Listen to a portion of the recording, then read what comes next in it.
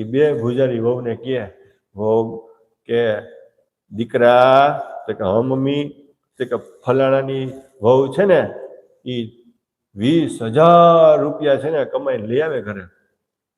શું કીધું 16 ભુજારી સાસુએ બે ભુજારી વહુને શું કીધું કે પાડોશીની વહુ મહિને 20,000 રૂપિયા કમાઈમાં ઘરને લઈ આવે છે એમ કીધું. પણ વહુ બેટી